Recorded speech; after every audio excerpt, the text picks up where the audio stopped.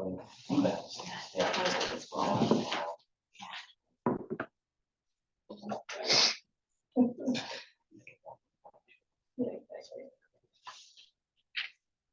a quarter right now, aren't we? And we need to get that.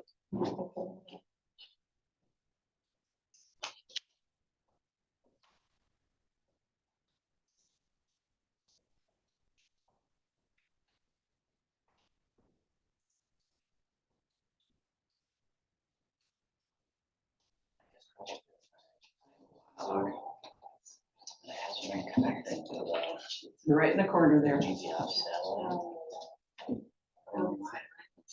Yeah, yeah, and I rode tan once, and it didn't like 2/3 of my ride, it took it back.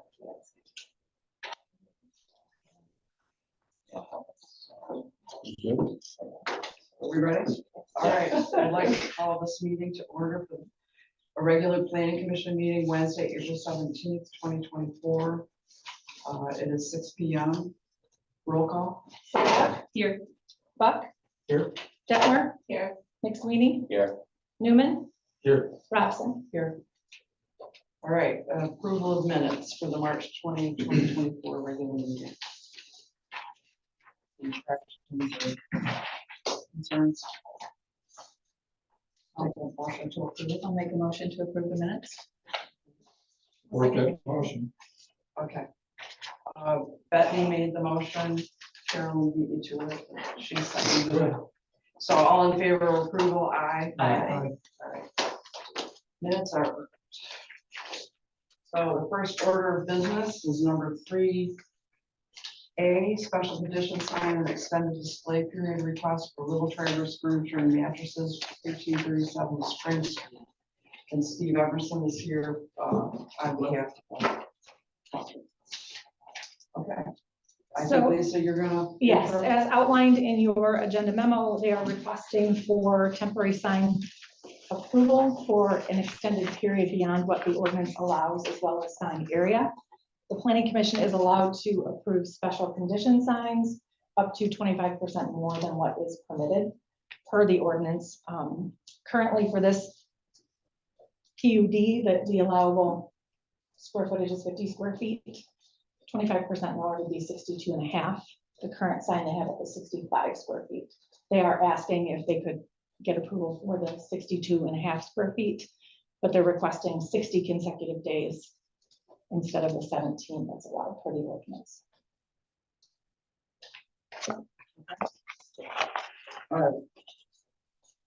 One thing about changing it is that it's permanent. So it's not just for this one temporary sign, it's for all temporary signs going forward. So generally, when we choose to make something 25% greater, there's a good reason for it. It can't be read from the road. It needs to be bigger because there are trees in the way, or, you know, anyway, there's multiple reasons, but it really concerns me to add 25% to something like a temporary sign, because again, it's not just for this one sign. Going forward, all temporary signs for that site will be allowed at that larger size. And I can't justify it because within the 50 square feet, the sign they have there currently would still be perfectly visible. So I don't see any good reason for increasing the sign. Does that make sense to you? Why does it, why would the temporary, it's a temporary sign, why would the temporary allowance continue on Yeah, at that property? Why wouldn't it just be for that period, right. that approved period? Lisa, you want to take that? So typically, special condition use sign approval is historically been for permanent signs. This is not something that I'm aware of that has been done for temporary signs, but they have the option to appeal to the sign committee or the planning commission requesting approval to be able to have larger signs than what is permitted by the ordinance. It does not specify temporary or permanent. It's Yeah. sign. It just seems like by the very nature of the request that it's temporary. Yeah. that it should expire at the end of that temporary period if it were approved. Right, but the special condition sign, if you deem it to be a special condition sign, that is a condition that they're allowed as per that property. And the fact Whether that- it's temporary or not, it's a condition that you're allowing. Right, the special condition use is allowing 25% water. Special condition uses stay with the property.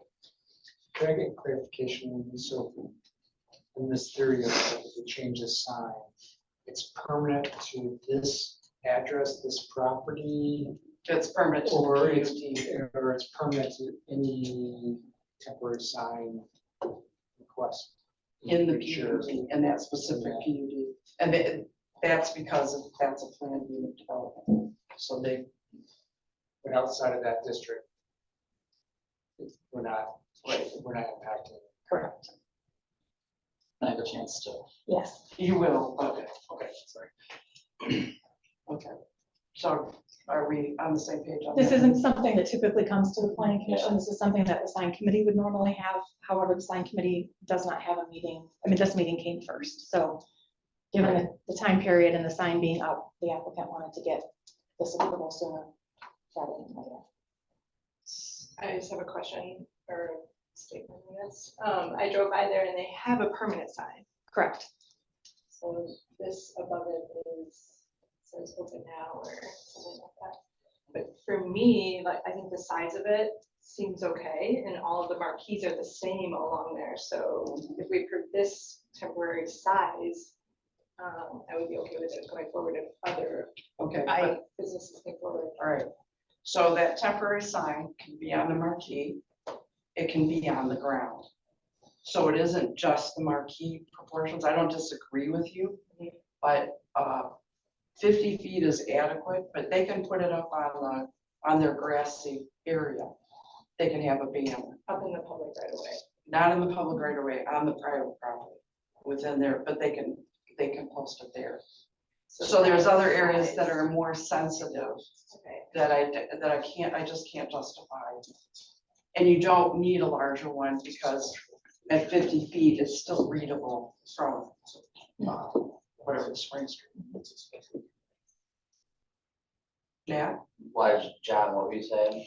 I was just mentioning to Lisa, if this is a special condition as part of the PUD, then the planning commission, if the planning commission feels that the current sign is okay on the marquee or on the facade, if it's a special condition, then the planning commission can just basically state that it's only applicable on the facade.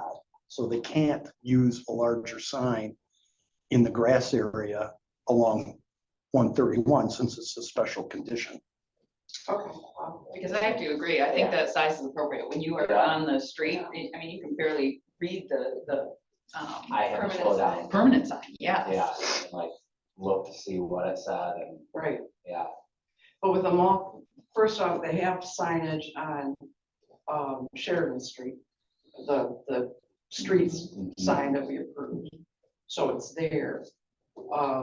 And it's the kind of place that people going there are gonna know that it's there. So, again, I don't know if I agree with that. okay. I probably should wait my turn, so I'm sorry, no, go ahead. No, this is open discussion right now. Right, so I look at this, like this facility, I guess I got my banker hat on, you know, entrepreneur. This type of facility is a little bit dated, right? Like you're reliant on a couple of anchors to draw in traffic. And at one point, there was a grocery store, there was Kmart. And so you're going to get your groceries and then, oh, there's another store next to it and you have traffic generators that are getting the visibility.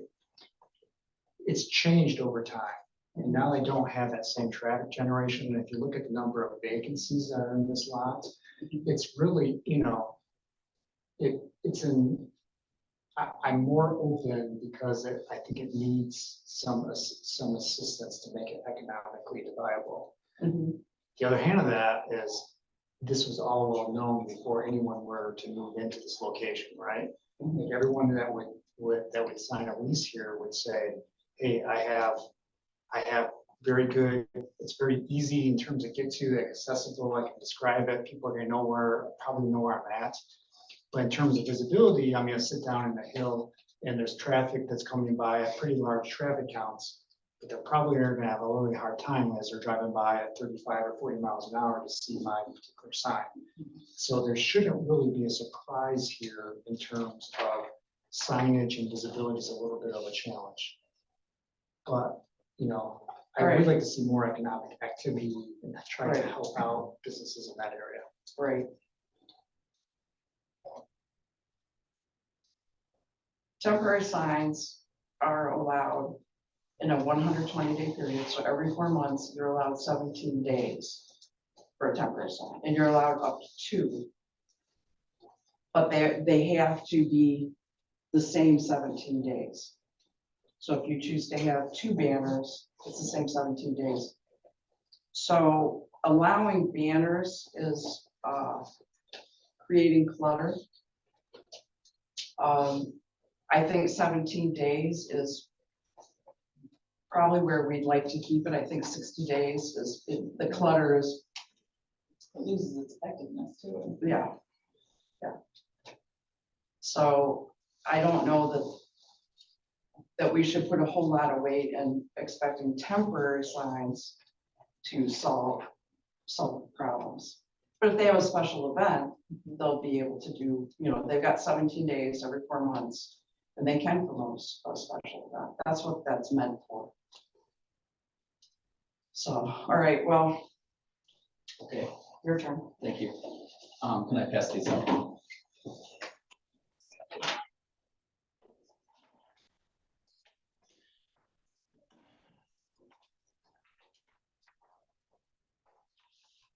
So just passing out some photos there of the property. First of all, I just wanted to touch on, and I appreciate Doug's comments. We were not surprised, you know, with Oak Creek and the challenges there. And I think it probably explains why the property has been vacant for so long. It has been a detractor from economic growth in that area. Our store is not considered a major tenant. So we're not able to have a monument sign on the street, on Spring Street. We have a very small one, about yay big, over on Sheridan Street. So that doesn't get near the traffic count that Spring Street does. We've had a lot of customers come in and they say, we see the little Travers, but they don't know if we're a dental office or, you know, a popcorn stand. You know, so they're actually pulling all the way down in to see what is this little Travers about. Because again, we're limited on the size. We do actually have 2 storefronts. We're occupying 2 spaces in that spot. So we then now open, put up, and again, I apologize, we weren't aware of the permit, and Lisa and I talked about that. You know, we're all learning. So it has generated a lot of traffic from the community. So what we're looking at doing is having the now open up through the end of April, and then the month of May, we're gonna have a grand opening. And so that's where we would change the sign. So, you know, losing the effectiveness, we're changing the signs, so it'll look different, it'll be red and white, to just say grand opening. And so that would be for the month of May. In addition to that, we're doing TV, we're doing mailers, and we're doing radio to back all that up with that. So that's what we're, I guess, asking for, is, you know, being allowed to go to that 62.5 square feet for the 60 days. Want to touch, we've had a huge excitement from the community, and that's been a pretty big blessing. My wife and I were the owners there, along with Brandon and Jessica Stuffel. They own Brayton's and Gaylord. So the 4 of us saw the need for a furniture store like us in the Petoskey market. There's some really high-end, some amazing stores here in town, but since the departure of Art Van and Love's Furniture, it has left a huge hole in the market. From Gaylord, and my wife and I ran a store in Traverse City, we were doing probably 8 to 10 deliveries every week up here from Traverse City. Our store was doing. So we see this as a community service. We're here to serve the community, and I guess we're asking, you know, for the permission on the 60 days, because we're hitting a lot of the people right now, but I know May the area's gonna swell with a lot more people. So again, we're just trying to get the word out, hey, we're here, let them see that grand opening sign, so they know that we're down there. Because without that, we'll have the TV and everything else, but we're not gonna get that drive-by traffic, and that has been significant. That we've been getting people from Lucky's are coming over, it's great to see them open with the development in the area. Petoskey Bridal is moving into the shopping center. So hopefully some new blood and new life can get built into that area, because it's a great facility and it just needs to be used. So, thank you all for your time. Okay. If there's any questions, just. Yeah, does anybody have any questions for the applicant? Let's see, Don.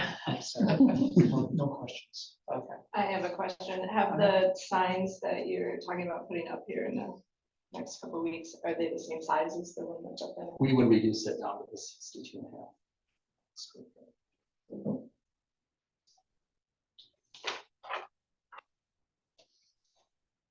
John, is there any way, I don't see how there is.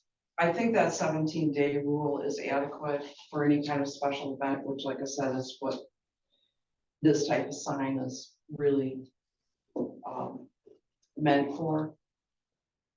And I think 60 days is just too long, and I don't want to see that nice shopping center becoming cluttered with banners.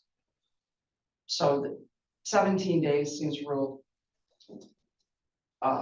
effective in terms of being able to get people attracted for some event, but I'm really disinclined to allow it to be 60 days every 100.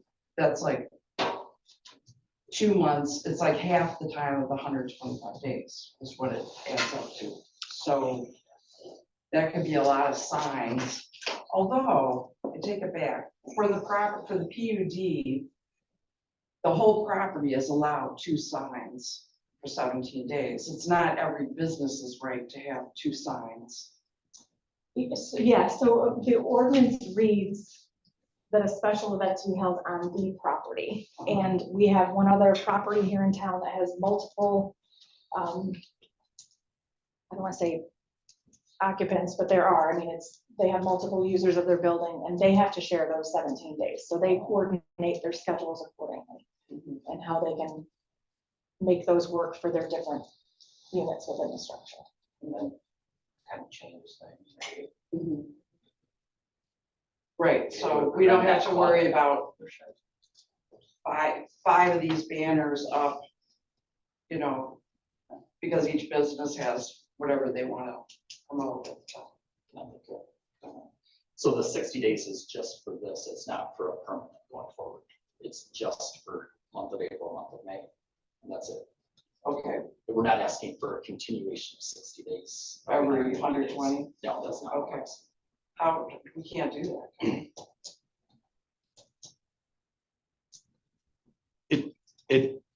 Because you have a planned unit development and you have special conditions attached, I think it gives you a leeway to do some maneuvering. But how do we maneuver that? Well, I think you could do it by schedule. I don't know where the 17 days comes from. It's kind of an odd number. You would think it would be like either 14 days or 21 days, so it's either 2 weeks or 3 weeks. Where 17 comes from, I have no idea. Sure. Yeah, But, it was reasonable in 14 terms of. 14 days and a weekend. okay, but you know, Yeah. I think what they're trying to do is first they want to, looks like they're introducing the store to the community now open. And then at some point they want to have a grand opening. So I think you have the latitude to specify. You could say the now open sign can stay for this duration of time, and then so they don't have to wait 120 days because they want to have the grand opening in May. You're basically allowing them to come back for another cycle for the grand opening.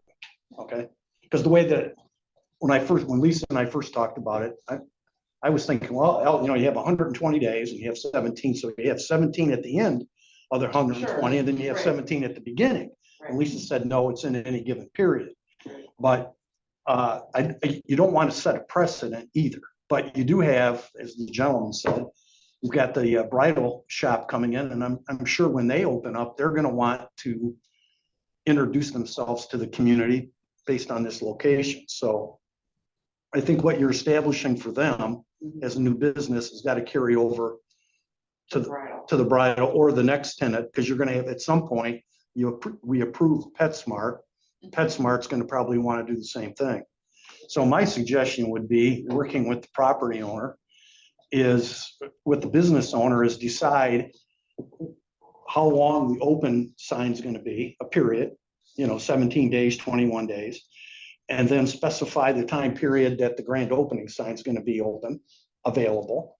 And then that's the condition that you set for the PUD, For every property. for every property owner So that's new. So there, we can't say your now open gets to be this and your grand opening gets to be this.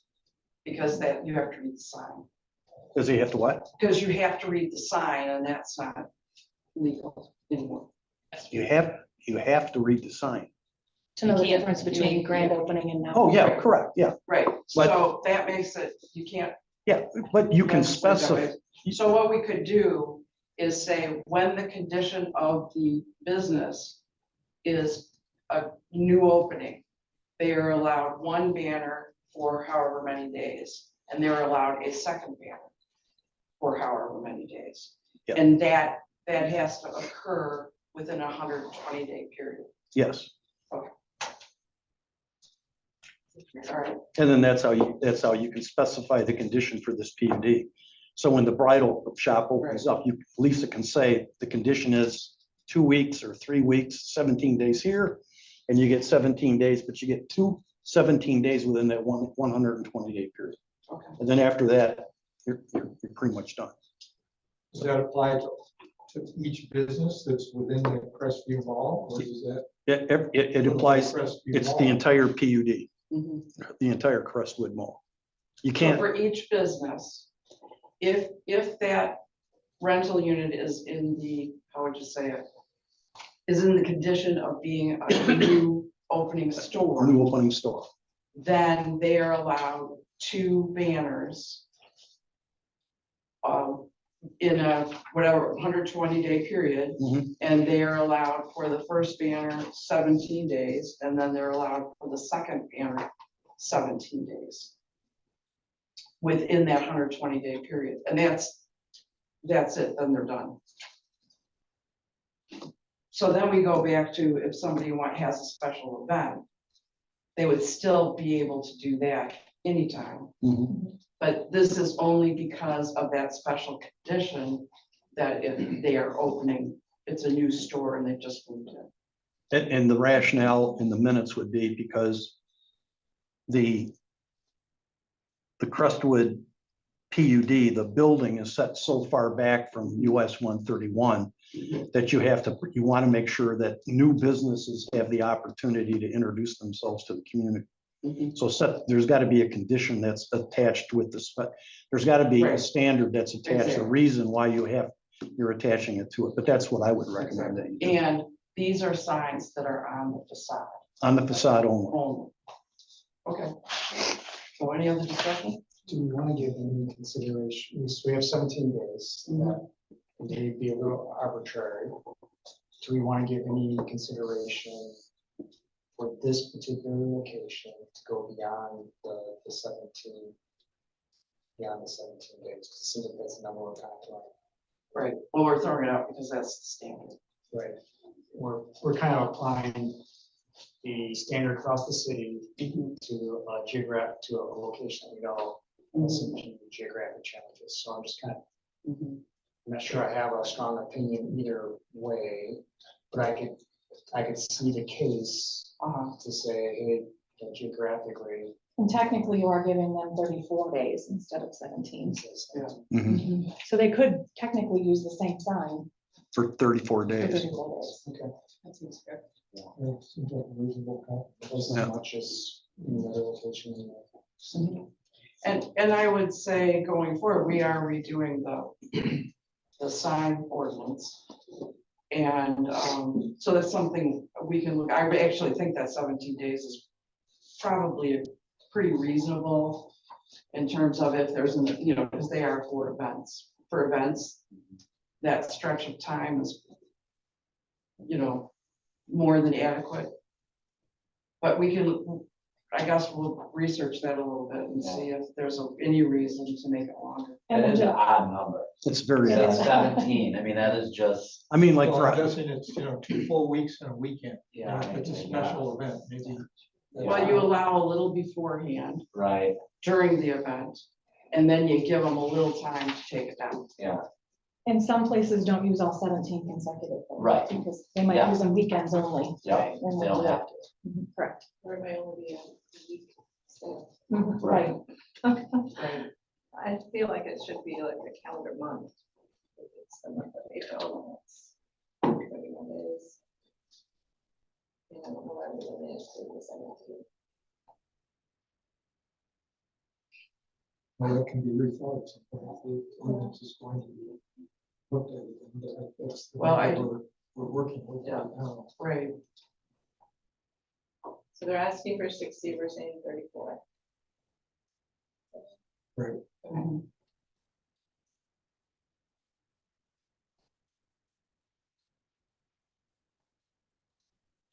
I support that motion. Right, somebody has to make. Yeah, I don't Does anybody want to stab at it? Carolyn just made the motion. I'll make the motion if you like. Yeah. Sure. All right, I move that we permit a special condition use for a temporary sign in the form of a banner.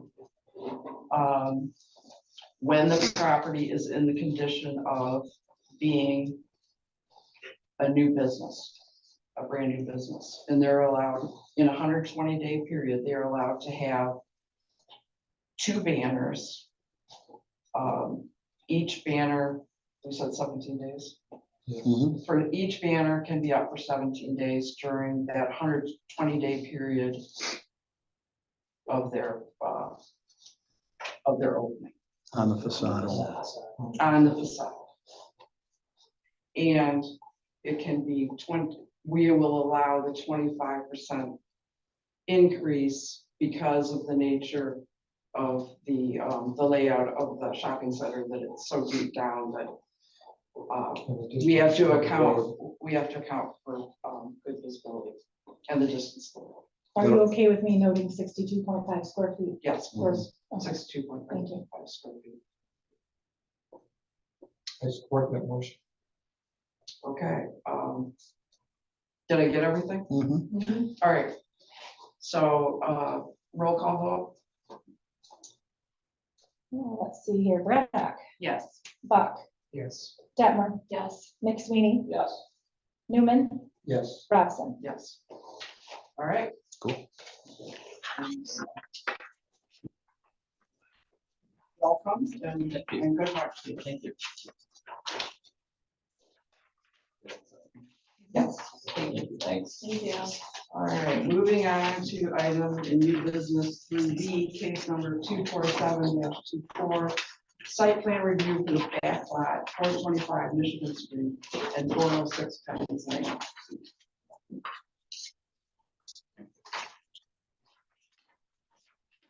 So John, would you like to Sure. share? The, back in 2018 in March, the applicant had presented a site plan to the planning commission for review and approval. And at that time, the planning commission decided to postpone their approval pending approval of the temporary use, basically pending approval by the zoning board of appeals. And the ZBA did in fact review the request and made a determination. However, the site plan never came back to the planning commission for approval. So things have happened over at the back lot relative to its implementation or development. And we have not had on file an approved site plan. So the property owner was notified that they needed to submit a site plan, which they did. The site plan was different than 2018 because it adds additional food service pads. The 2018 site plan, the property line along Michigan Street there had an open area, 45-foot swing gate or gate in order to allow the public in and out of the facility. And in the new site plan now, that's closed off and there's a trailer proposed there with a small fire exit door on the one side of the proposed trailer.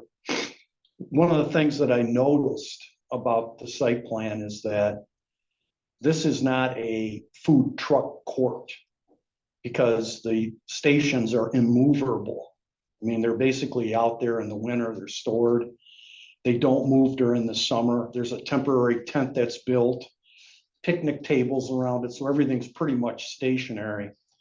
So based on taking a look at definitions that are in the Michigan Vehicle Code relative to what is a motor vehicle, the definition for what a truck is, what a vehicle is, what a structure is, and under the Public Act 92, which is pretty much the food service public act that specifies what are establishments. It's not really the trucks out there are really not even considered a mobile food establishment, which a food truck is, because technically a mobile food establishment, the truck goes back to its parent building at night to get reserviced and recommissioned before it goes back out. These have changed because over there, one of the intermodal storage containers has some refrigeration in it for the tenants that are in the court. That's where they store some of their product. So these trucks are not going back. Like, for example, you have MIMS over there. They're not going back out to their store on 31 every day. They stay there. So I want to dispel the idea that this is a food truck court. These are basically vending pads for food establishments. Now, with that said, a couple of things that we need to have as part of the record. The temporary tent can go up on an annual basis, but it needs a permit. And they need to get a zoning permit from Lisa, and they need to get a building permit from Emmett County Building Department. That's on an annual basis. Secondly, the intermodal storage containers need to have a structural foundation that is reviewed and approved either by a licensed architect or a licensed engineer in order to set on, because these are very heavy structures. So the intermodal shipping containers are actually structures. So they have to sit like if you built a structure in the back of your home, you'd be building it on some form of foundation. Okay, I'm not talking about, the 42-inch rat wall around it, but it's got to be bent. It's got to be built on a structural foundation that it sits on. These are heavy.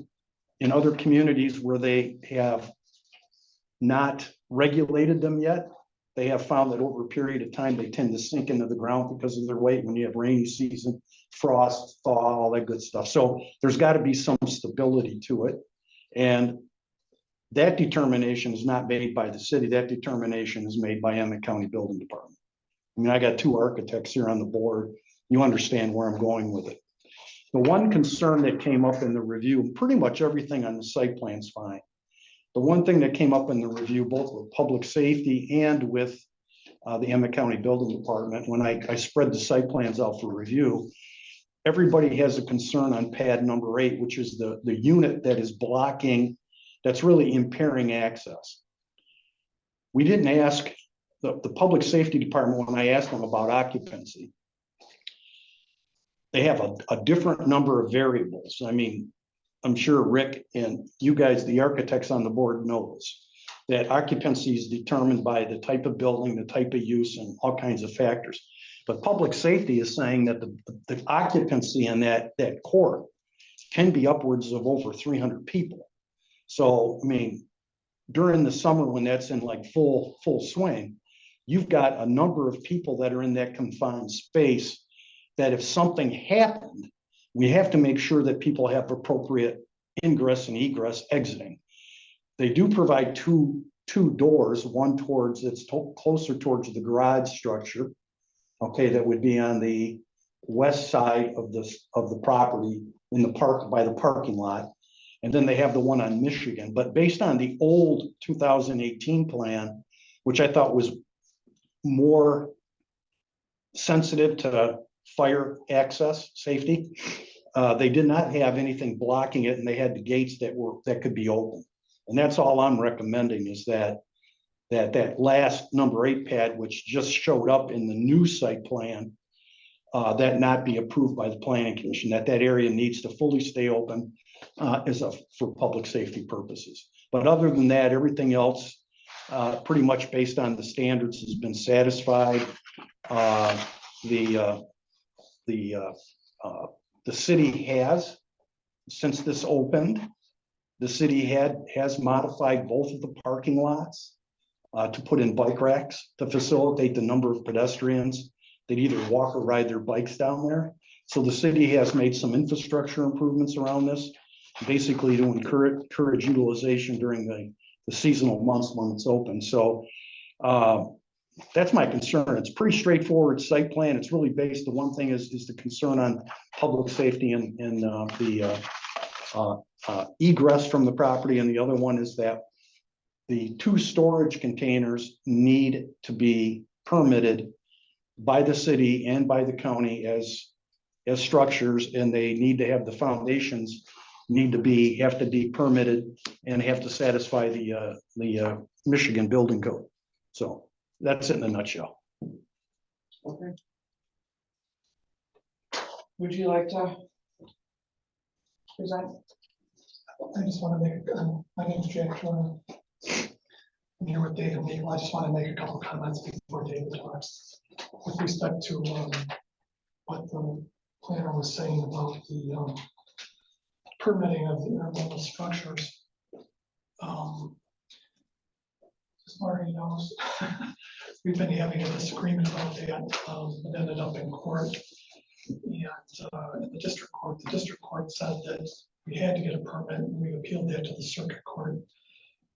There's a hearing on that on May 22nd. So if the circuit court confirms what the district court said and we have to get a permit, then we'll do that. If the circuit court disagrees, then we'll see what happens after that. As far as, and that's really just pertains to the shipping container that David operates as a bar.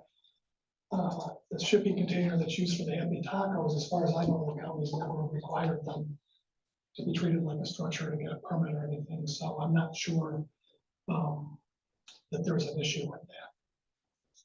And I want David to address that issue about the number 8 pad. Yeah, so in reference, the Michigan exit entrance has never been used. So we initially thought that it would be used to bring trucks in, but with the curb, we just bring around to the west side. So we do have an emergency exit there, and we need to move it a little bit further over so it's clear. We can do that, but I'm sure all of you guys have been there, that we've never used it because it's gonna cause more problems than it's gonna solve by having people being able to leave on Michigan streets where there's no visibility from the water side. So, But according to public safety and code, it's required to have 2 means of exit. we have one. It's there. Yeah, the one up, if you take a look at the site plan that was Right. submitted, it's there, but you have to go around the one storage container or the pad number 8 use in order to get around. Now, I'm not making it, I'm just taking a look at code compliance and taking a look at some of the practical aspects of this. You have several hundred people in the summer in that confined space, and something does happen. You need to have enough exiting to get people out of there in a quick way without having to meander around pad number 8, which is going to have another trailer on it. Okay, so that's why the 2018 site plan that was reviewed made perfect sense, was well organized, and it provided those means of ingress and egress into the facility in the case that we did have an emergency. And that's really what public safety looks at. They don't look at the operation when it's normal. It's in the worst time, what kind of impact are we gonna have? So that's what I'm bringing up in my staff analysis. That's it. I mean, other than that, like I said, everything else has been pretty much addressed. However, from my perspective, based on the definitions, the intermodal shipping containers are structures. They do require a zoning permit and they do require a building permit. Now, if they're challenging that in court, then that's great. But in terms of our definition, that's what those definitions are. That's what those pads are, or those shipping containers are. They're structures. I have a question. So does number 8 exist now? What is it? It's gonna be ice cream. Bubble tea. That is Snickerdoodle. that is a food establishment. Mhm. But it's a It is trailer. there. It's a small trailer. It seems like there would be enough room to shift. Yeah, we that just have to down. move, so we'll have to move, we have a panic bar exit, so we just have to slide it over, and maybe I'll do them on both sides. And then what are the 2 pads that are for storage? Well, one of them is Happy's Tacos, which is inside. Okay, so number 7. Let me see. So number 7 is 1. Yep, and then that's our bar cart. So number 6, Yeah. those 2 are Shipping they're containers. shipping Yeah. containers and they're being, okay. All right, anybody else have questions for the applicant? Rick? Well, I just want to question, I assume that all the mechanical and electrical connections are all proper. Yeah, we have RV, Because there are sewer connections for each of the trailers, I assume, right? Because so they bring their dirty water into the MOPSI. So they have like a carry container. Mhm, it's a roller. Okay. Like an RV roller, So, yeah, it looks like an RV system. but we have RV towers for electric Okay, and gas. okay, thank you. Mhm. Because I guess for Dave, for Mr. Minko, obviously, I would imagine you're kind of, the business has been operating now for several. for- Six years. For several years. And I know there's been some turnover with city staff and to have to come back and kind of present this. And I'm still struggling with kind of piecing things together in terms of how it got to this point. And I would imagine you would have had to get a building permit at some point that would have required a zoning permit. And I guess I'm just trying, like, I'm sure you've had like liquor permits and this whole process. And so I don't know if you have any color background to add to this, but I still, So I'm struggling with just how do we get to this point after so many years? So, when I brought this to planning in the beginning, food trucks were not allowed in downtown. At that meeting, they approved them down on the waterfront. So that's what happened. So they pushed me to ZBA. And I didn't know that I had to come back. Amy never told me I had to come back. So it's just sort of Fell through the Yeah. cracks. relaxed Yeah. until I think, obviously what's been going on with the county and someone's whispered in the ear, I guess, and reviewed it. It's sort of ironic that 6 years later, all of a sudden there's a problem. So there was Just a- never, Well, it was just a step that got neglected and now has to take place. Right, and if this came back today, we wouldn't have had to do that, right? I'm pretty sure Amy told me that it would have just been approved. But David, one other question I Yes. thought of is, has any, based on the function that takes place there, okay, so the building code says that's an assembly function. And typically, when there's tables and chairs involved, the code says that 15 square feet per person is what the occupant load is calculated based on. If you took the area that's there and you did an occupant load, have you ever done an occupant load calculation?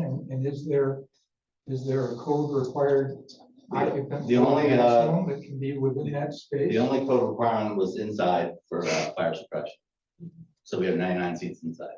Okay, My understanding, Rick, was that the public safety officer said that his computation based on the inside of the building and the outside of the building, based on what you were saying, based on an assembly and restaurant, he was estimating around 300 is the Yeah. capacity. So that's quite a few people that are Yeah, in this. So we do have 99 seats inside, I keep it at 99.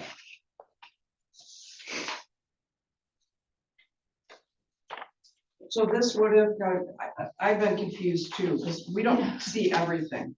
And in part because it meets city zoning standards, so we don't have to see it. This probably was a gray area because there was the primary use, that building got torn down. So now the back building is the primary use. Well, I don't go back to 2018, Okay, but just piecing it together based on the records. right. What the discussion that the planning commission, I think, when I took a look at the record, the planning commission was at a point where it was going to approve the site plan, and then Commissioner Meyerson basically strongly recommended that the planning commission postpone any action until they get an interpretation from the zoning board of appeals, which happened. And the ZBA said, okay, we can do food trucks.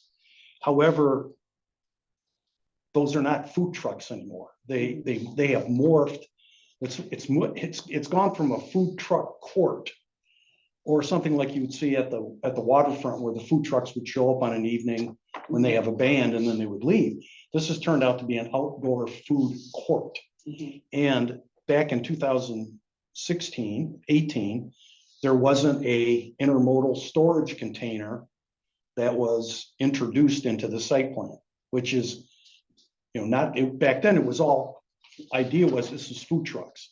Intermodal storage container is a structure which has not been resolved. I think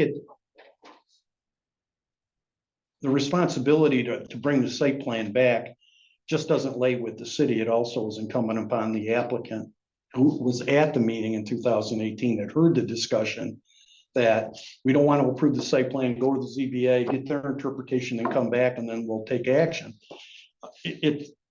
I don't think it has a lot to do with the fact that the city, there has been some change in Amy leaving and Zach here and whatnot, but the plan, when you take a look at 2018 and what's there today, it's morphed, it's evolved. Yes, it's changed. And it has changed. And so that's why when we took a look at the record, Lisa and I said, hey, wait a minute, we've got to get this in for a site plan review.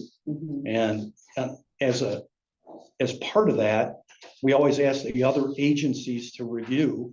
And the two agencies that I guess came back with almost the same identical concerns were Emmett County Building and the Public Safety Department, saying, hey, that new number 8 could impair egress in the event of an emergency on that property. So that's really the two issues here are the storage containers are structures and resolving the access. We didn't feel, public safety didn't feel that in a situation, people would have a intuitive understanding to look for an access that is partially adjacent to one of the food pads. And then you take a look at the 2018 and it was pretty apparent. I mean, the back of the lot was set up as a gate to get out. Of course, as the applicant is saying, they were looking at that as a way of moving the food trucks in and out too. It was completely locked the entire time. You never ever could get on. Well, it shouldn't be honest, but it shouldn't be locked. There needs to be a second access. That's the point. So I was on the planning commission at the time it was approved. I remember some of that discussion, and actually, I don't know, Cynthia, were you on the commission there? Or Tony? Yeah. And actually, the first time that I was at the back lot and saw the number 8 unit there, I was surprised because I remember the site plan that there, was an opening there. And so I was surprised that there was an additional unit that had been added. I didn't think about the idea that it needed to come back to the planning commission for approval after going to the ZBA. That fell through the cracks in my mind, like it did here, I guess, in the cities. But I mean, I guess I feel that we would be open to possibly approving a number 8 location if the means of egress were solved in an appropriate way. If the Emmett County Building Department was happy with the way the means of egress were marked and lighted, And the egress width and all of those kind of considerations that are built into the building code. I mean, I think I would be open to that, and David's idea of maybe putting a means of egress on either side of unit number 8, that makes a lot of sense to me. There would be, then there would be really two directions, the code says that any two means of egress can't be too close to each other. They have to be separated enough from each other that when people need to egress, if they can't go to that one because there's, a fire down there, that they can go to the other one. Because if they were too close together and there was a fire at that one, well, it would be in front of the other one too.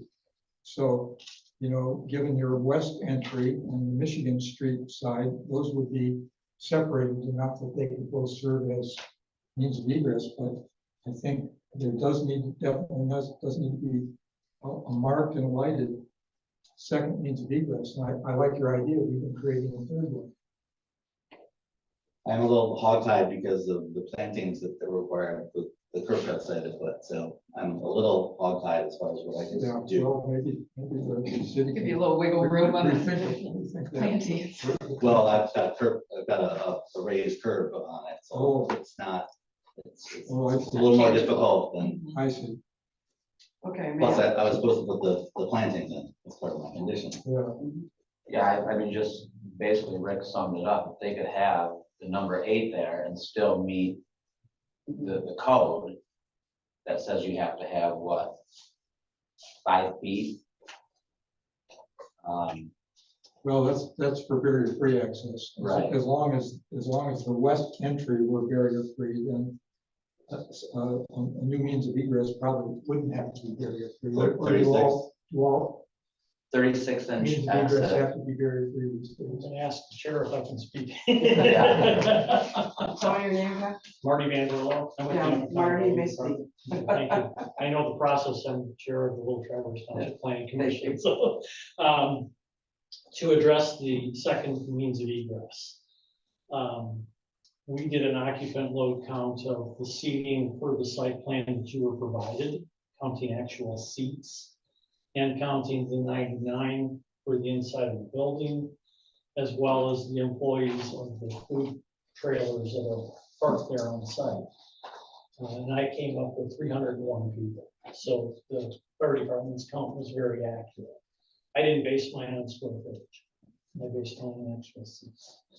The building code used to allow one exit to be barrier-free, other exit not. That was changed to at least a percentage over 50% has to be accessible.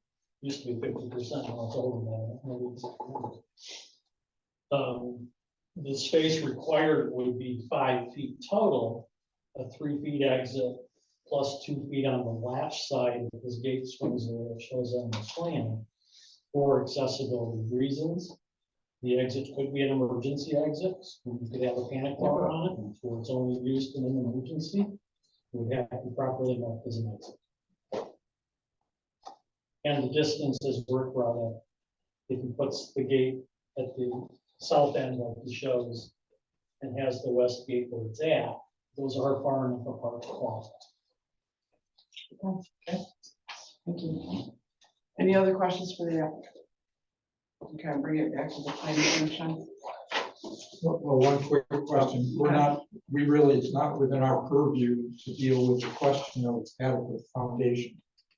That would be something that would be handled by the Allen County Building Department. We're really just speaking to the site plan and the fact that an additional unit has been added since we approved it the last time. Is that?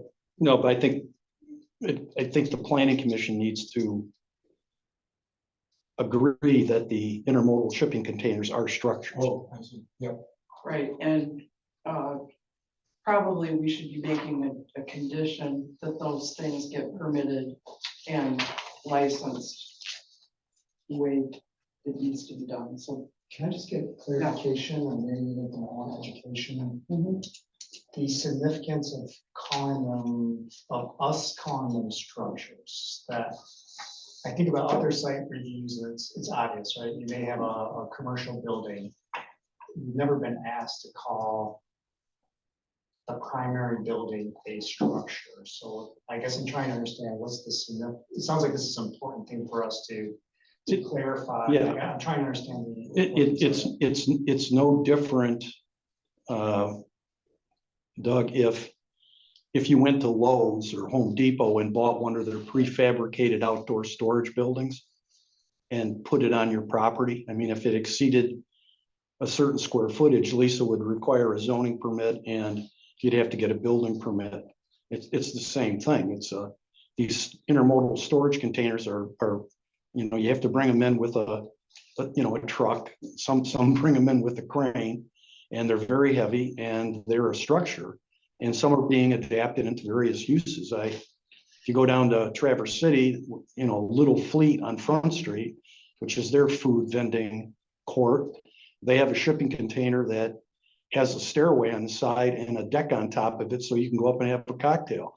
That's a structure, and it's got to be permitted, and it's got to go through the permit to make sure that it's installed correctly and it's safe. So that's the reason why I'm recommending that the planning commission, basically state that the shipping containers are a structure that they need to be permitted accordingly. And it wouldn't be otherwise checked for safety without us declaring them a structure. Is like, I don't think it's the city that does the actual inspections. Well, it's going to be the building. It's going to be Emmett County Building Department. Wouldn't they inspect it? Either, and I'm not saying, I guess I'm trying to understand the significance of calling it one's currently being, one's Happy Taco inside, the other one's being used as a bar. I mean, these aren't tents. I mean, this is a structure. They got plumbing in them, they got bar, they got equipment.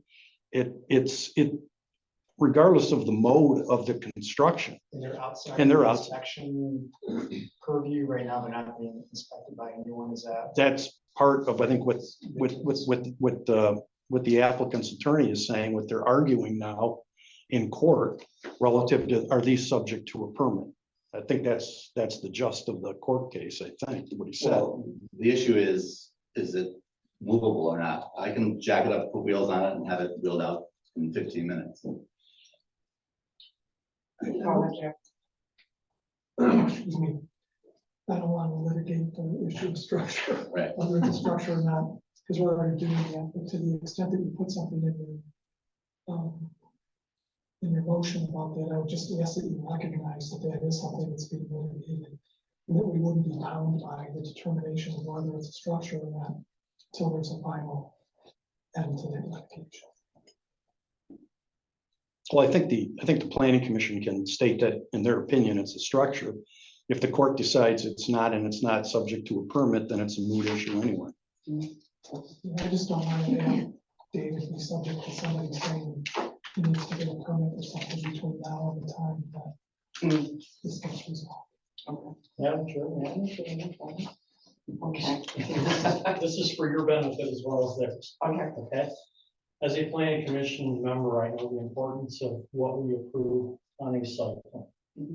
The site plan points to every one of those paths as being food truck. I think what John is trying to convey to you, and I can see it, is that they no longer meet the definition of food truck. There's question on the shipping container. So as you look at this and should you move forward to approve it, I think you need to convey the fact that what he's calling food trucks on the site plan should be called something else. It should be called food pads or rental. I call them food pads. Whatever you want to call them, but technically they are no longer food trucks. Yeah, they're not. Based on definition. Okay. So if you approve the site plan, approve it based on what it actually is, not what it's called. You don't have to call it a structure if you don't want to, that's your choice. Right. But you shouldn't approve it as a food truck either. Right.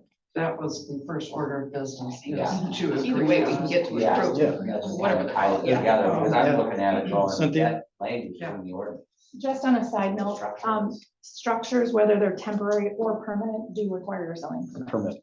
That is our ordinance requirement. So it doesn't matter if it's a tent or if it's a solid immobile structure, they both require Okay. zoning permits. So going forward, I want to get from the commission what terms we agree to. So, food pads, for the original plan, number 1 through, actually, 5, Well, not, yeah, yes. are vendor rental pads. So and they're for food establishments. So the vendor rental pads and outdoor storage are number 1 through 5. No, are you gonna do number 8? I will, Well, number 8 is a food pad as well. right, Okay. Why, but the distinction with that one is it was not in the original site plan. And so, Oh, it's in this site plan. I know, well, I have it in the list. Oh, okay, okay, But if you allow me to do my list. all right. Well, then I make sure we tackle it. So in the original plan, number 1 through 5 are vendor, do we want to call those vendor rental Food pads? pads. Or just call them food pads? Yeah.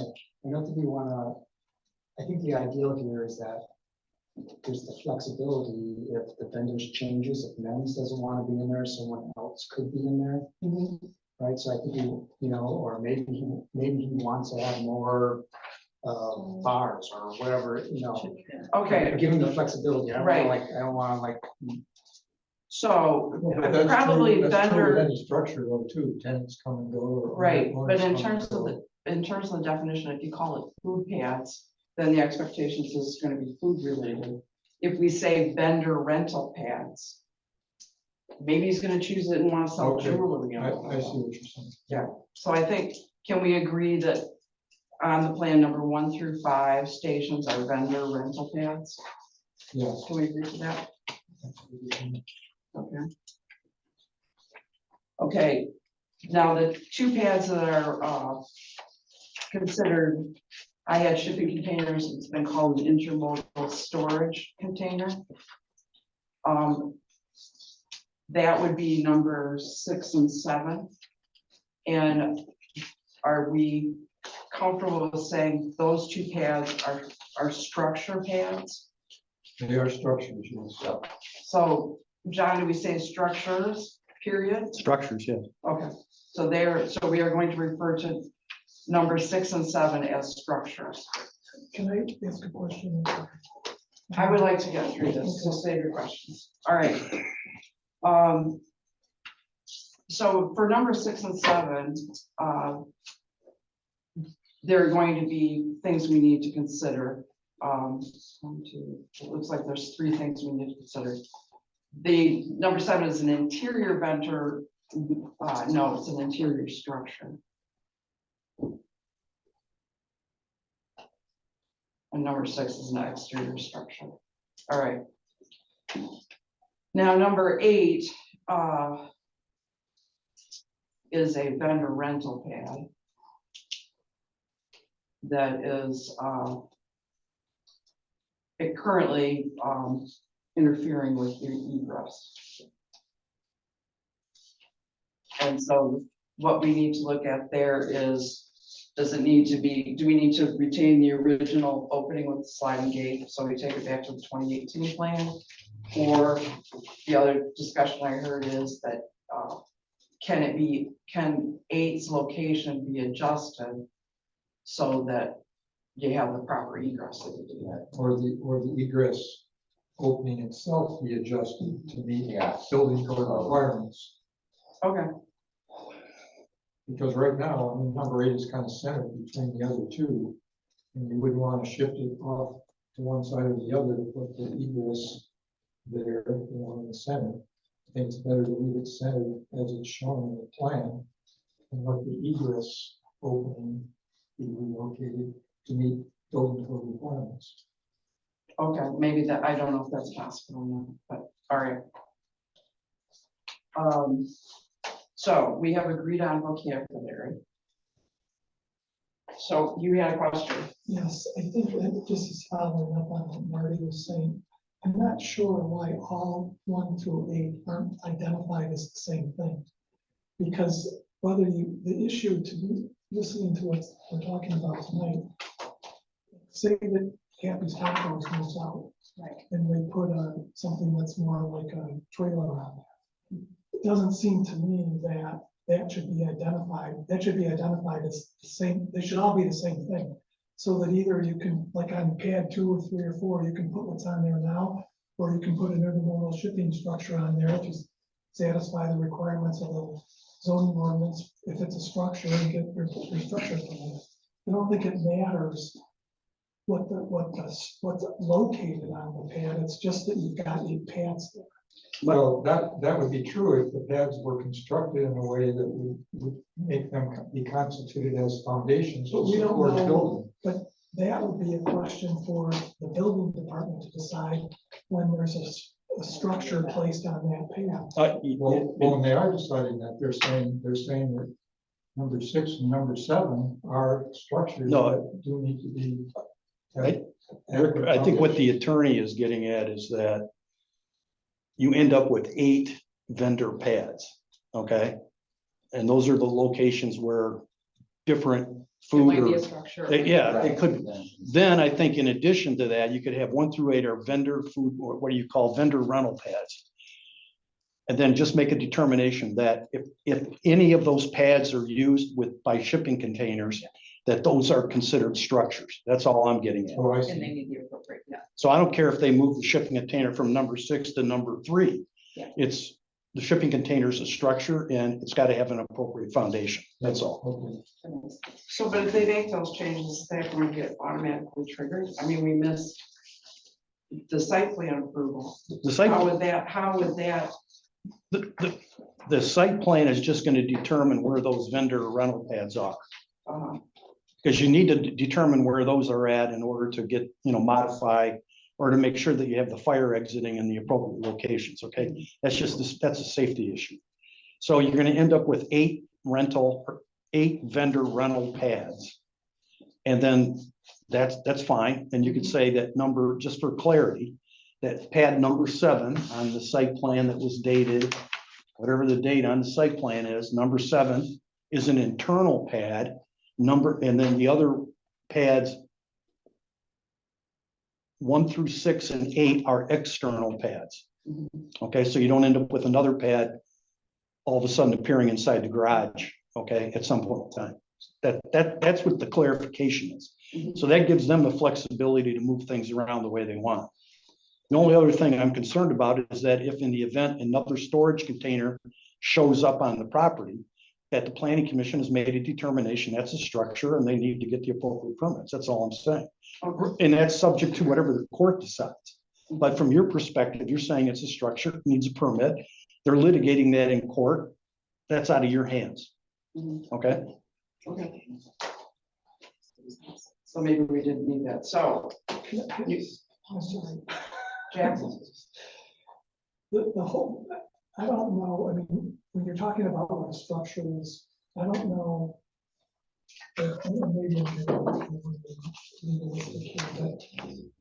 I don't know if you're defining terms in the zoning code, is that something that the planning commission can do, or is that something that the zoning administrator does or the zoning board? well, the planning commission is in charge of writing the zoning ordinance, so yes, the definitions would probably come from us. Yeah. Yeah. Okay. Because I don't want, this is just maybe too much of a lawyer, but I don't want the planning commission adopting the definition of structure that I might have to appeal to the zoning board of appeals while we're still litigating. The definition of structure in the zoning ordinance is a structure means anything that's constructed or erected, the use of which requires location on the ground or attachment to something having the location on the ground. So that's why So these are structures. if that's the case, then isn't the way for the city to assert that it's a structure, to say that there have to be building permits issued? I mean, that would come from the zoning administrator, not from the planning commission. And that was my question. If it's already in the zoning ordinance, I was just curious why we're having to make that. Because determination. my thing is, I'm just trying to make sure that the record is clear. Yeah, There's nothing in the current zoning ordinance in Petoskey that deals with storage containers.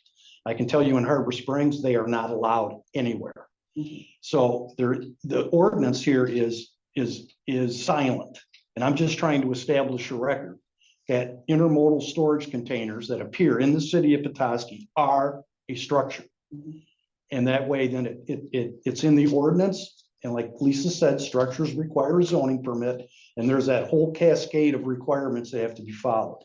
That's the reason why I'm trying to get the planning commission to state a storage container is a structure, so we have something to evaluate it on. Mhm. Okay, back to, So I think, Madam Chair, the way you were going would be the planning commission is determining that the vendor rental pads are number 1 through 8. Rental pad number 7 is an interior pad. And then the balance are external pads. And that the planning commission determines that a intermodal storage container is considered a structure under the zoning code. And then the third requirement would be that the location of vendor pad number 8 will be determined after review by Emmett County Building Department to ensure that the location allows for an appropriate fire exiting. And I think that's a pretty good summary of what we talked about. I just question if we should be calling them accessory structures, because we wouldn't want a shipping container to be a primary structure. Oh, and definitely not a primary structure.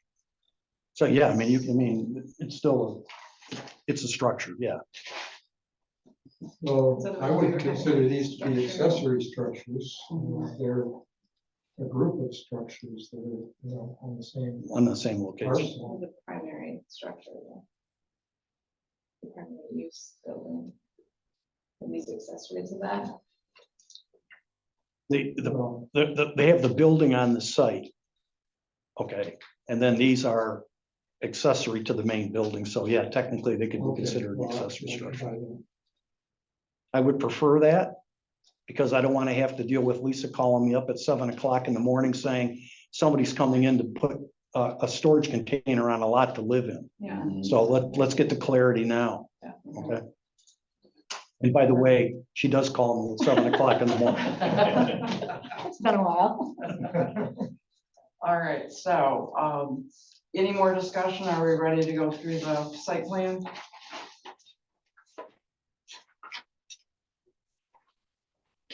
All right, so when we do a site plan review, we have to go through these things, and there's just a few that we actually, the standards, but there's just a few that we actually need to address, but we will acknowledge it. So number 8, building and accessory uses, John Angeli looks at as not satisfied. Food pad number 8 possesses an egress exit. We're addressing that in our list. Ingress and egress, it says it's not applicable, that's number B. C, landscaping and buffering, satisfied. I wonder if it ends up, they need, for that egress on the south side, if they have to remove landscaping that we requested, then is that something you can approve? If the Mhm. planning commission directs that, yes. Yeah. Okay, so I I think we probably should take C and have that as part of the list. Modifications to landscaping Right. for permitted.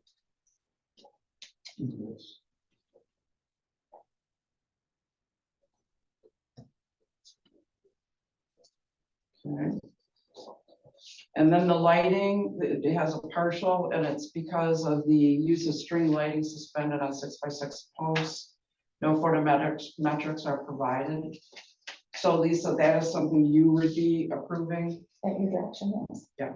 Okay, so that is something we'll be addressing as well. We'll be addressing A, C and D. When we move on to natural and historic features, there really wasn't anything to save. Parking satisfied, sidewalk satisfied.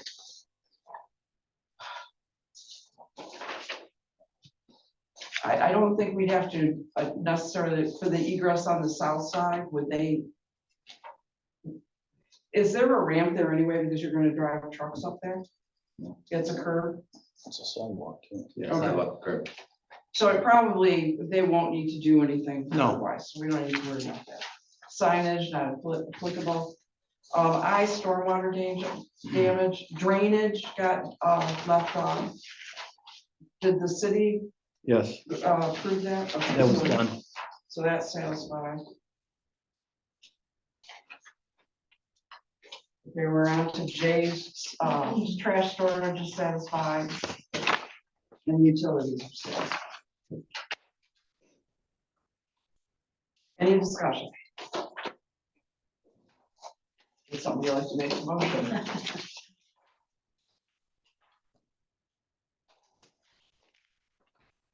Written down, so I'm gonna do this. Yes. We don't want to do it, all right, but I need to. So, site view plan. Motion to approve the site view plan. With these conditions that has We need to site plan.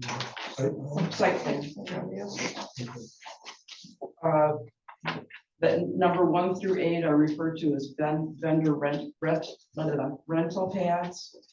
Number 7 is an internal pad. Number 1 through 6 and 8 are external pads. Intermodal storage containers are accessory structures. In order to create egress on south side of building, number 8 location can be, Probably should say in order to clear the second means to this. okay, so it's a second means of egress. The number 8 location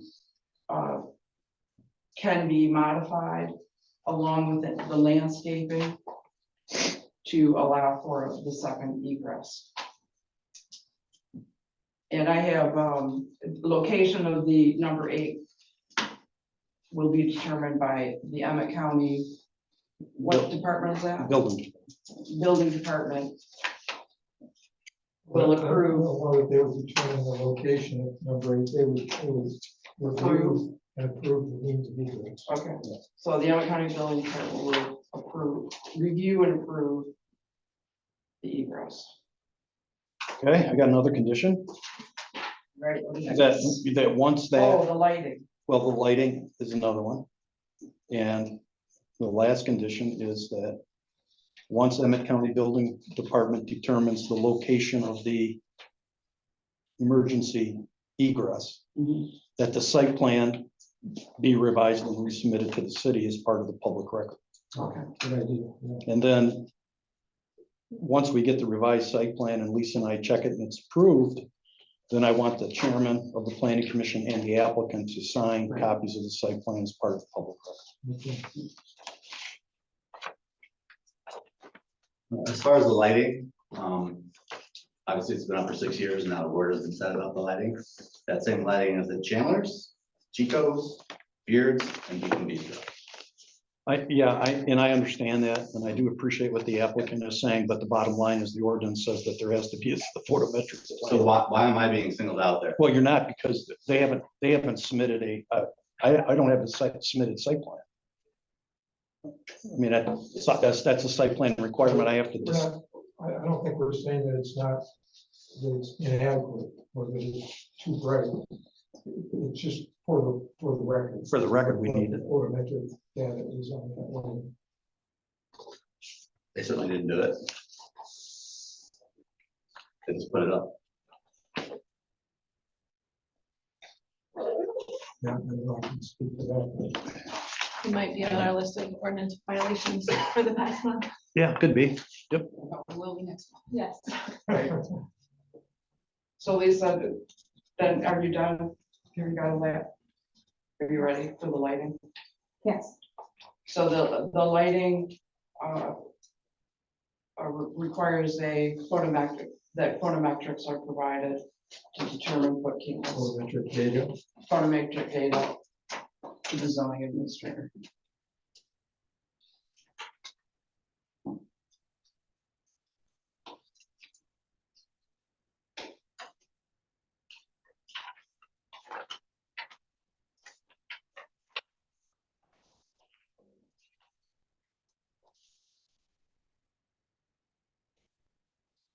So it'd be a good idea to have you read it over, read it through. Sure. Okay. On part of the motion is that pads 1 through 8 are going to be defined as vendor rental pads. Pads number 1 through 6 and number 8 are external pads. Number 7 is an internal pad. Storage containers, intermodal storage containers are defined as an accessory structure. Lighting must be provided, photometric data for the lighting must be provided to the zoning administrator, and a revised site plan needs to be resubmitted that shows the agreed upon location of the emergency access along Michigan Avenue per the Emmett County Building Department. Okay, do we want to include that landscape modifications are permitted if necessary? Yeah, and landscape modifications if necessary. That'll be up to the zoning administrator.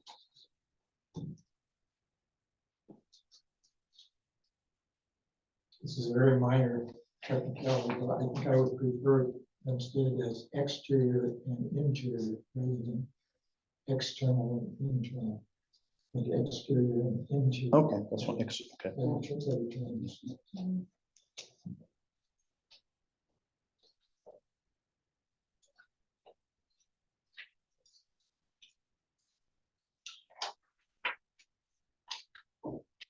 All right. Any more discussion? Oh, okay, that's right. We need a second, then more discussion, if there isn't. I'll second it. Okay, fine. I made the motion, didn't I? You did. So I made the motion and Bethany seconded. And if there's Now no we can more, discuss it. okay, does anyone want to discuss it? So roll call vote. Buck, Yes. Detmer, Yes. McSweeney, Yes. Newman, Yes. Robson, Yes. Braddock. Yes.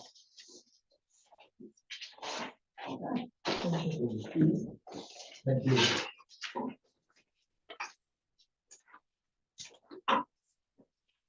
All right, this is the time for public comment. Would anybody like to make public comment?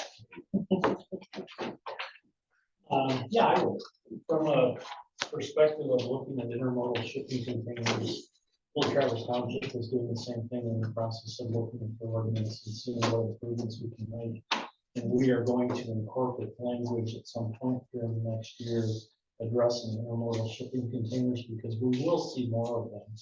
They're being used all over the country for various purposes, from housing to storage to rest area, restrooms, cafes. I mean, they're all over the place, being used in different ways. They're being stacked as possible. The information is available and this thing is amazing. So make sure as a city that you do address those, that you have some control over where they're on, how they will be used. Very important. Okay. All right, and commissioner comments. I just wanted to state for the record, I am not a licensed architect. I refer to myself as a building designer. Oh, okay. So I want to say that I don't want to put into that world of technicality. Doesn't bother me, Carol. Liability. I didn't know that. Yeah. Well, tonight is, for my commissioner comment, tonight is Bethany's last night, and you were a planning commissioner for 8 years.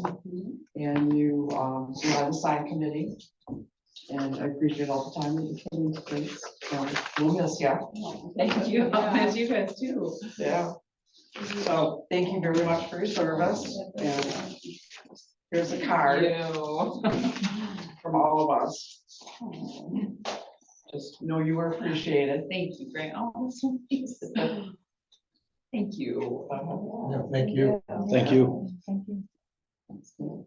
Okay, And good luck in your new house. Thank you. We'll need it. Madam Chair. yes, I have a Okay. Comments, and this is partly to the staff. We all received an email recently related to council members Shields and Walker's comments regarding the zoning process that we're going to be undertaking. And I guess I'm reaching out to staff for clarification, and I have a concern partly based upon the Open Meetings Act, but the level of detail in the recommendations. And I want to preface this by saying I want to maintain a good working relationship with city council.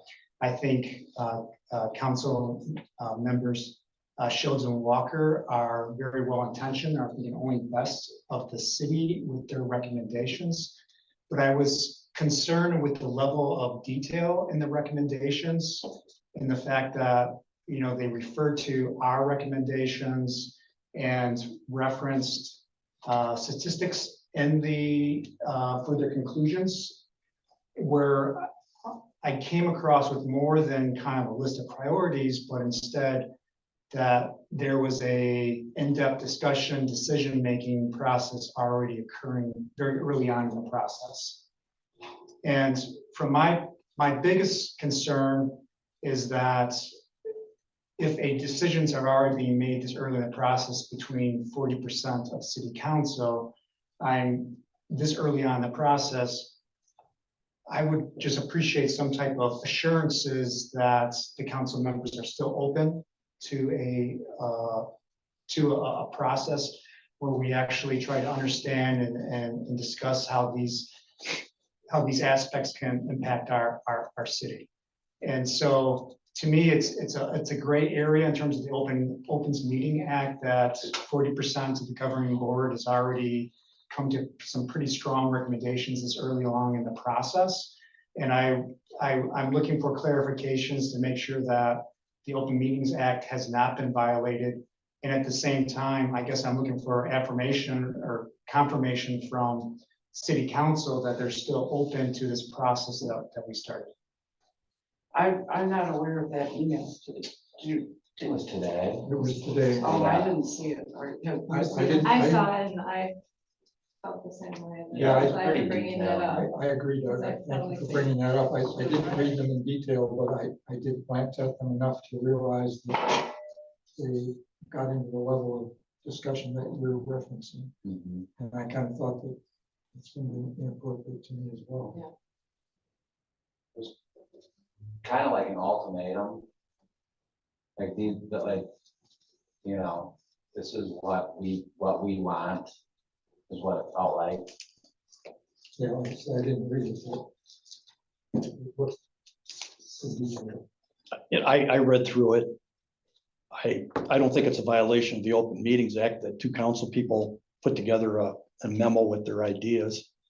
I think, it came across a little stronger than I thought, but the bottom line is now I have a better understanding of what some of their concerns are and what some of the issues they want to address. That's all I looked at. yeah, well, that's a good point.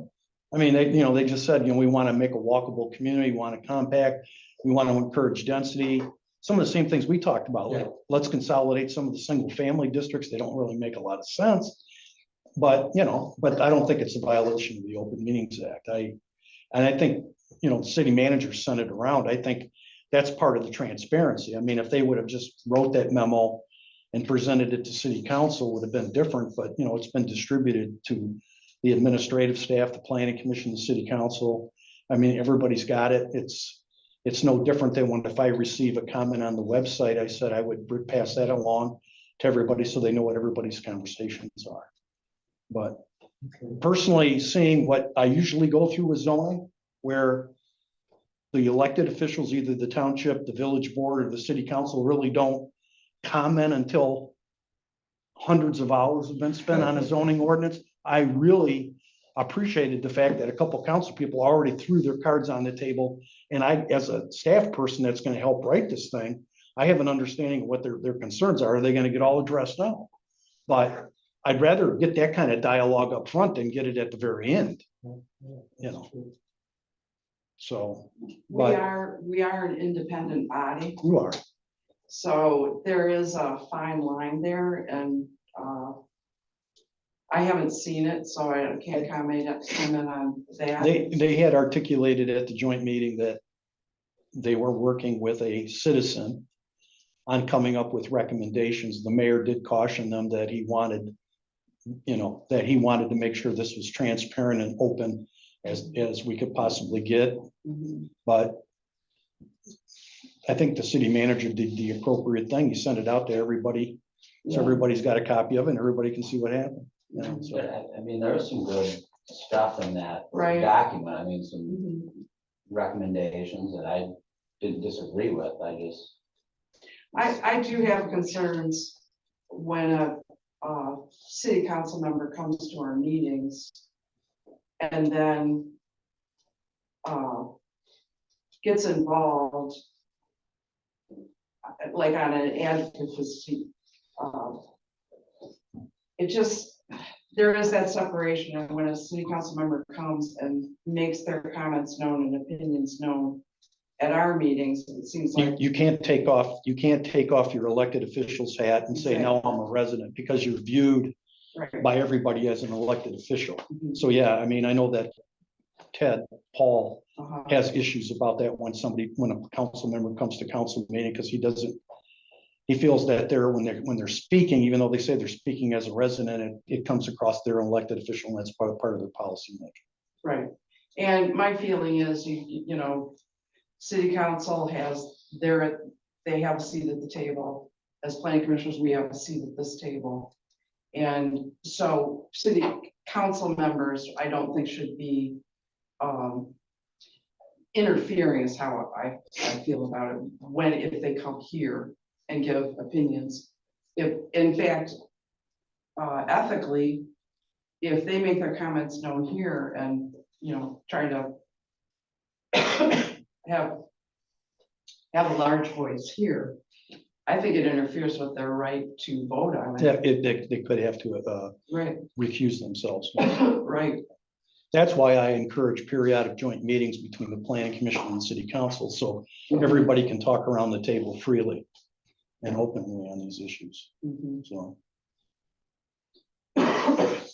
I think part of it is too, the process that was outlined. It's really, it requires a lot of communication. It's a process, a joint process. Mhm.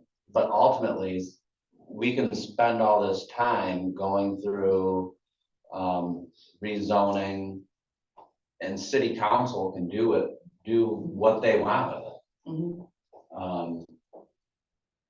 So, But our responsibility is to make decisions based on what's best for the Yes. city. yes, And, you know, we have expertise that they don't. So regardless of what they might be pushing for, it's our responsibility to do what we think is best. Yep. What they do with it is up to them. right. the point, I think I thought I was hoping to make this at the joint meeting. Where we end up with especially on like zoning ordinances or things that could be contentious. Okay, especially at the local government level, you have unstated priorities and you have stated priorities. Mhm. All right. And when there's a mismatch, if you don't know what the unstated priorities are, when that all starts coming together, that's when you're going to have issues. Mhm. So I would prefer, from my perspective, that I understand. I mean, I talk on a monthly basis or, weekly basis with the planning commission, depending on the issue. But I don't talk in that detail with the city council. The planning commission may have its priorities, which are stated priorities in your master plan. The council may have some unstated priorities that they haven't articulated. I would rather know what those are now Mhm. than at the end, because at the end, then it's going to be redraft after redraft. I'm not going to accept this. We're going to hold Right. this up. So let's let's just take this as a step at a time.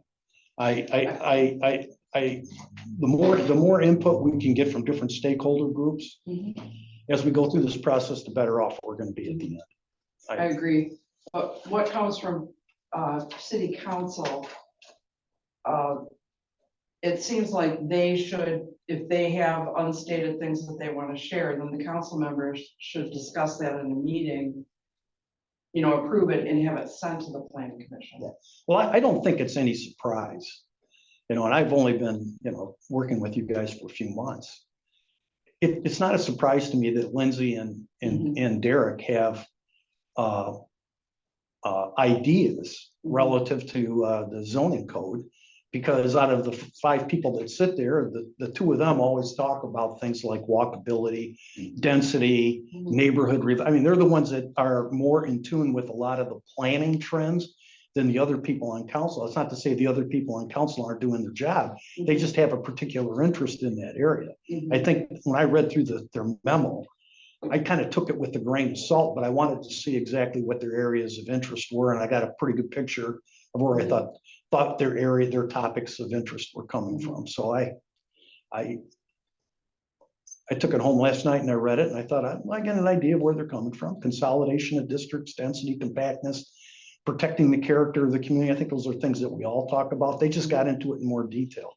I mean, so, but I don't think, Doug, in my opinion, I don't think it's a violation of the Open Meetings Act, because they didn't take any votes on it. They weren't lobbying anybody. They 2 got together and they put their thoughts on a piece of paper and gave it to us. That's how I looked at it.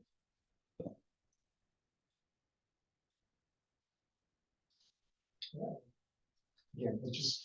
I know, it's different. And again, one of the great things about living in Petoskey, right, is that we all really love our city and care about the city. So I don't think it was ill intended.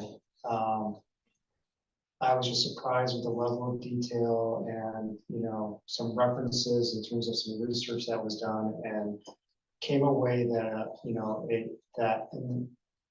my concern is that in their mind, 40% of the final decision-making bodies already come to a conclusion at the very onset of the process. Well, you know, I was hoping that we would have had that level of conversation that Saturday. Lisa and I mentioned it. We thought getting everybody together, going through the slideshow, that we'd have some council people like Derek and Lindsay saying, hey, these are some ideas I'm thinking about. The planning commission weighing in, saying, you know, these are good, these are bad. We really didn't have a lot of conversation in that regard. So maybe, you know, a couple months from now, when we further get down the road and we start thinking big concepts, we have another joint meeting and we throw out the big concepts and then let everybody react to them. Yeah. I thought the meeting went well. And I think we got a lot done in the 2.5 hours that we were there in terms of discussion, the limited discussion that we did have. But I think as we get the bigger concepts, we start painting the bigger concepts from the planning commission, we probably should have another joint meeting with them and say, these are the 6, 7 big items that we're looking at, and then get their feedback at that time. I like doing it that way, where it's mediated. So not just having one council member come Right.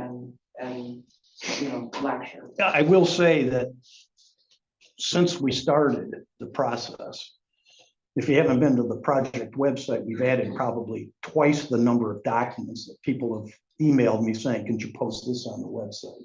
So there is a level of interest about it. But I will say that at the May meeting, we're going to start carving out, depending on the project. I mean, if we got time, we're going to start carving out of the planning commission meetings, discussions on the various big topics to get going on this thing. So, yeah, and at the May meeting, we'll have, based on the commission at the last meeting asked, I think it was Ted's idea, you know, I handed out the matrix chart, and then Ted said, why don't you take a look at each district and then put the permitted, the not, and then the special use and the dimensions all on one page, so we can evaluate them. We're in the process of doing that. It does take a little bit of time, but we'll have that for the May meeting to kick off the discussion of, do we start looking at different districts, different names, different, you know, the big picture stuff. So you'll have that in May. Okay. Okay. Comments from you? I think I did. All right. This meeting is adjourned at 7:39.